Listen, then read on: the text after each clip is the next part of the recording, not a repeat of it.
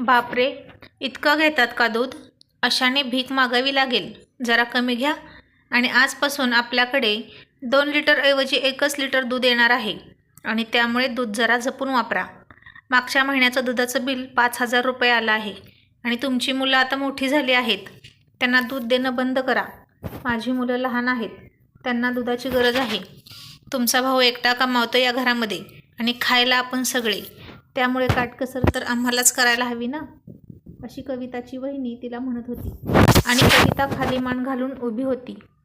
हो वहिनी म्हणून तिने तो ग्लास तसाच ठेवून दिला आणि तिथून निघून गेली. तिचा मोठा मुलगा तिला दूध मागत होता आणि ती त्याला समजावत होती. बाळा, आजपासून तुला दूध मिळणार नाही. तू जेवण पोटभर करत जा. तिच्या दोन्ही मुलांना भरपूर दूध प्यायची सवय होती. कधी कधी ते जेवणही करत नसत. तिच्या लहान मुलाची आणि तिच्या भावाच्या मुलाची हॉलमध्ये भांडण चालू होतं. ते ऐकून ती हॉलमध्ये गेली. दोघेही एकाच खेळण्यासाठी भांडत होते. आणि त्यावेळी तिथं तिची वहिनी आली आणि तिच्या मुलाला रागवून खेळणं हिसकावून घेतलं आणि स्वतःच्या मुलात हातात दिलं आणि त्याला घेऊन निघून गेली.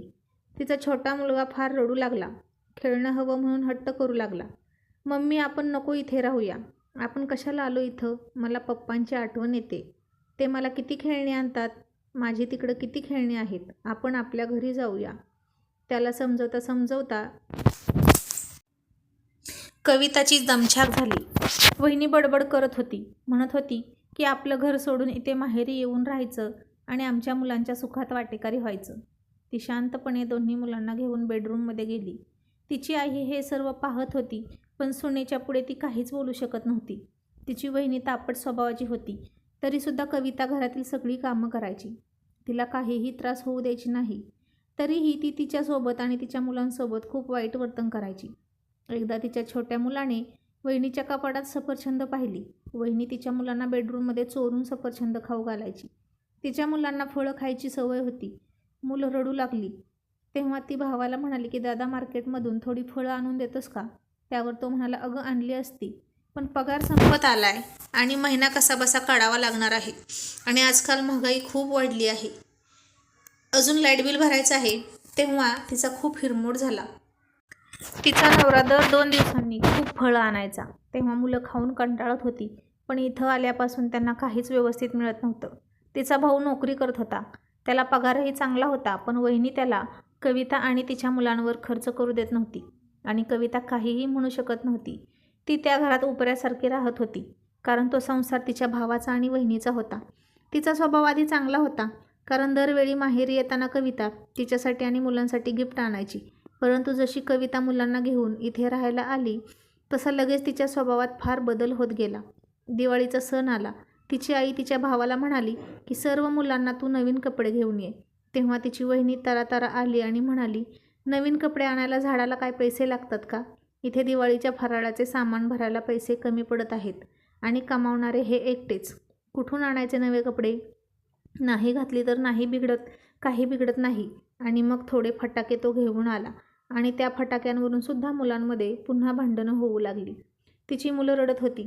मामीनं फटाके हिसकावून घेतले असे म्हणत होती आणि तिला राग आला. ती गेली आणि वहिनीला म्हणाली, तू असं का केलंस? माझ्या मुलांच्या हातातून फटाके का घेतलेस? तेव्हा ती म्हणाली, हे फटाके माझ्या नवऱ्याने त्याच्या मुलांसाठी आणले आहेत. तुमच्या मुलांचे लाड तुम्ही तुमच्या नवऱ्याला करायला सांगा. तुम्ही या घराच्या पाहुण्या आहे, मालकीन नाही. असं स्वतःचं घर सोडून मुलांसह माहेरी येऊन पडायला तुम्हाला काहीच कसं वाटत नाही? एकतर महागाई जास्त आणि वरून तुमचा खर्च कोणी करायचा? आता कविताचा चांगलाच पाणउतारा झाला होता. पण वहिनीचं पण बरोबर आहे. माझं कुठंतरी चुकत नाही ना, असा विचार ती करत होती. कविताचा नवरा दरवर्षी मुलांना नवीन कपडे घ्यायचा, तिला नवीन साडी घ्यायचा. दिवाळी संपत आली तरी मुलांचे फटाके उडवून संपायचे नाहीत. इतके तो त्यांचे लाड करायचा. हे आता कविताला आठवत होतं. पण एका छोट्याशा किरकोळ कारणावरून ती दोन्ही मुलांना घेऊन 6 महिने झाले माहेरी आली होती आणि तिने त्याच्याकडे घटस्फोटाची मागणी केली होती. तिच्या माहेरी तिचा लग्न झालेला भाऊ, त्याची 2 मुलं, आई वडील होते. त्यातच ती 2 मुलांसह येऊन राहिली होती. त्यामुळे तिची वहिनी चिडचिड करायची. तरीसुद्धा आई वडिलांच्या आधाराने ती तिथे राहिली होती. कविताचं घर फार मोठं होतं. त्यामध्ये ती आणि तिचा नवरा, 2 लहान मुलं असं कुटुंब राहत होतं. तिला एक नणंद होती. सासू सासरे वारले होते. तिचा नवरा एका कंपनीत कामाला होता आणि त्याला भरपूर पगारही होता. तो तिची खूप काळजी घ्यायचा. दर सणाला तिला साडी घ्यायचा, मुलांना कपडे घ्यायचा. खायला प्यायला काही कमी नव्हतं. सगळा ऐशोआराम मिळत होता. पण तिचा स्वभाव थोडासा संशयी होता आणि तसाच संशय घेऊन तिने ते घर सोडलं होतं. झालं असं होतं की त्याची एक मैत्रीण होती आणि तिला ती एकटी राहत होती आणि तिच्या आईसोबत, आणि तिच्या आईला अचानक हार्ट अटॅक आला होता. म्हणून रात्रीचा तो तिचा फोन गेला होता.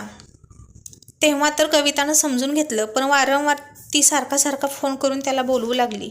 त्या बिचारीचं दुसरं कोणीच नव्हतं आणि ती खूप घाबरली होती.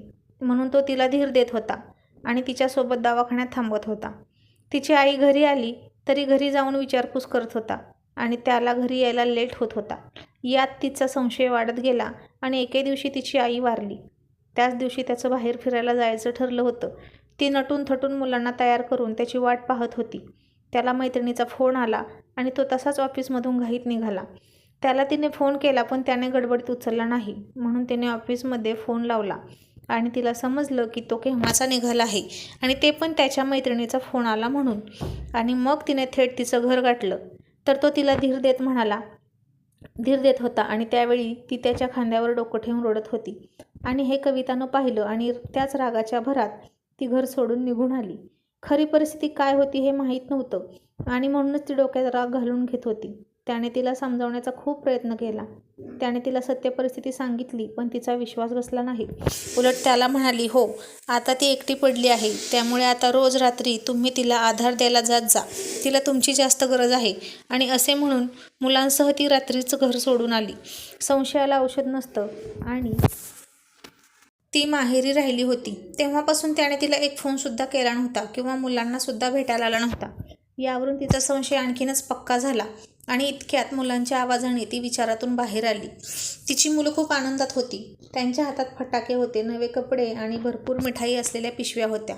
इतकं सामान पाहून तिला आश्चर्य वाटलं. तिनं मुलांना विचारलं की कोणी आणलं हे सर्व. तेव्हा मुलं म्हणाली की पप्पा आले होते, त्यांनीच दिलं आहे. मुलांची त्याला आठवण आहे हे पाहून तिला थोडंसं बरं वाटलं. 4 दिवसांनी तिचा वाढदिवस होता. प्रत्येक वाढदिवस ती धूमधडाक्यात साजरी करायची. हॉटेलमध्ये खाणं पिणं, दिवसभर फिरणं चालू असायचं. परंतु आज ती एकटीच बसली होती. तिचा भाऊ आणि वहिनी त्यांच्या विश्वात दंग होते. तिला कोणीही विचारत नव्हतं. कोणाच्याही लक्षात तिचा वाढदिवस नव्हता आणि तिला जुने दिवस आठवत होते. इतक्यात दारावरची बेल वाजली आणि तिने दार उघडलं तर दारात एक पार्सलवाला उभा होता. तिनं आश्चर्यानं पाहिलं. तिला वाटलं वहिनीनं पार्सल मागवलं असेल, परंतु त्यावर तर तिचं नाव लिहिलं होतं. आणि तिने ते पार्सल उघडून पाहिलं तर आतमध्ये तिच्या आवडीच्या फ्लेवरचा केक होता. कोणी पाठवला असेल हा केक असा ती विचार करू लागली आणि इतक्यात तिच्या मोबाईलवर एक मेसेज आला. Happy birthday to you my sweet wife. तो मेसेज तिच्या नवऱ्याने केला होता. मेसेज वाचून ती आश्चर्यचकित झाली. त्याने तिचा वाढदिवस लक्षात ठेवला होता. तिचं मन त्याच्या आठवणीनं भरून गेलं. पण पुन्हा तिला त्याने दिलेला दगा आठवला आणि तिच्यातील स्वाभिमानी स्त्री जागी झाली. काहीही झालं तरी आता आपण स्वावलंबी व्हायचं असं तिनं ठरवलं आणि ती नोकरी शोधण्यासाठी वर्तमानपत्रातील जाहिराती बघू लागली. उद्या ती इंटरव्ह्यूला जाणार होती. तिने सकाळी सगळं काम आवरलं आणि मुलांना आईकडे सोपवून ती इंटरव्ह्यूला गेली. इतक्यात खेळताना तिच्या मोठ्या मुलाला एका गाडीनं उडवलं. भयंकर ॲक्सिडेंट झाला आणि त्याला खूप लागलं. तिच्या आईने तिला फोन केला आणि ती धावत पळत दवाखान्यात पोहोचली. मुलाचा जीव थोडक्यात वाचला होता. त्याला त्या अवस्थेत पाहून ती रडू लागली आणि आता डॉक्टरांनी बिल पुढं केलं. हॉस्पिटलचं बिल झालं होतं 50,000. ते बिल पाहून ती हबकली. आता कुठून आणायचे इतके पैसे? काय करायचं?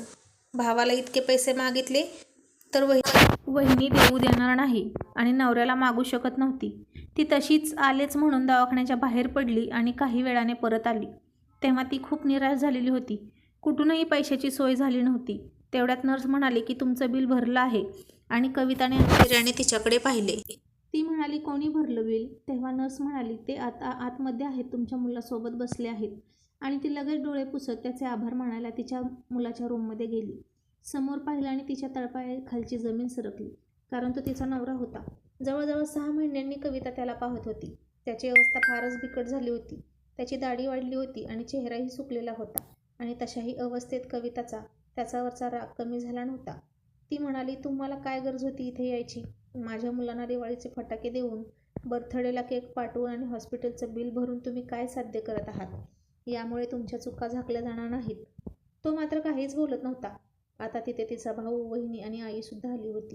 ती पुढे म्हणते, माझी मी समर्थ आहे. मी माझी मुलं स्वाभिमानाने सांभाळणार आहे एकटी. मला तुमच्या दयेची गरज नाही. आणि ती भावाकडे आणि वहिनीकडे पाहून म्हणते, मला तुमच्याच काय, कोणाच्याच दयेची गरज नाही. आत्ताच्या आत्ता तुम्ही इथून चालते व्हा. तेव्हा तो म्हणतो की अगं माझं ऐकून तरी घे. ती मात्र काहीही ऐकून घेण्याच्या मनस्थितीत नव्हती. मुलगा बेडवर आहे आणि तो आजारी आहे याचंही तिला भान नव्हतं. ती त्याला तोंडाला येईल ते बोलत होती आणि इतक्यात तिची आई समोर आली आणि तिच्या सणसणीत कानाखाली लावून दिली. कविता, तू काय बोलते आहेस हे तुला कळतं आहे का? कसला राग डोक्यात घेऊन बसली आहेस?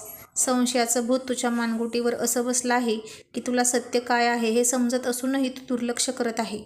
अगं नीट बघ त्यांच्याकडे. त्यांची कशी अवस्था झाली आहे तुझ्याशिवाय, मुलांशिवाय.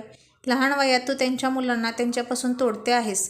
त्यांचं जर खरंच बाहेर कुठं लपडं असतं तर त्यांची अवस्था अशी झाली नसती. ते खूप चांगले आहेत. त्यांचा फक्त तुझ्यावर प्रेम आहे. तू जे पाहिलं ते खरं होतं, परंतु त्यामागची परिस्थिती तू समजून घेतलीस का? कधी कधी दिसतं तसं नसतं. कविता, ताळ्यावर ये. स्त्री आणि पुरुषामध्ये मैत्री असली म्हणजे त्यांच्यात काहीतरी आहे असं नसतं. आणि हे काही मी तुला वेगळं सांगायला नको. तुलाही तुझे मित्र आहेतच की. मग त्यांनी तुझ्यावर असा संशय घ्यायचा का? मैत्रीत एकमेकांची मदत करायला नको का? एकमेकांच्या संकटात रात्री अपरात्री धावून जायला नको का?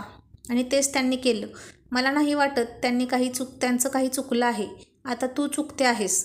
माझ्या घराचे दरवाजे एक माहेरवाशीण म्हणून तुला कायमच उघडे आहेत. परंतु तू जर तुझा संसार मोडून माझ्या घरात येणार असशील तर यापुढे तुला माझ्या घराचे दरवाजे बंद. आणि तिच्या आईचं हे बोलणं ऐकून ती आश्चर्यानं पाहते. इतक्यात तिची वहिनी म्हणते, ताई मला माफ करा, मी तुमच्याशी वाईट वागली. पण तुम्हाला खरंच तुमचं कोणतं हक्काचं घर आहे हे समजावं म्हणून मी अशी वागत होते. परंतु खरं सांगू, इथे आल्यापासून तुमचा आणि मुलांचा सगळा खर्च तुमचे नवरा करत होता. ते मला बाहेर भेटले होते आणि म्हणाले की माझ्या बायकोचा आणि मुलांचा खर्च मी तुमच्यावर पडू देणार नाही. आणि तेव्हापासून ते दरमहा तुमचे पैसे पाठवत होते. आज ती रागावली आहे, पण कधी ना कधी तिचा राग नक्कीच जाईल. ती माझ्याकडे परत येईल असेही ते म्हणाले. आणि मुलांनासुद्धा ते तुमच्या नकळत चोरून भेटत होते. हे ऐकून आता कविताच्या डोळ्यात अश्रू येतात. तिच्या आईने तिचे डोळे उघडलेले असतात आणि मग ती त्याला मिठी मारून खूप रडते. आणि कविता तिथूनच मुलांना घेऊन तिच्या स्वतःच्या घरी जाते. तर मित्रांनो, आशा आहे की तुम्हाला ही कथा आवडली असेल. कथा आवडल्यास व्हिडिओला लाईक करा, शेअर करा आणि अशाच नवनवीन कथांसाठी आपल्या चॅनलला आत्ताच सबस्क्राईब करा. धन्यवाद.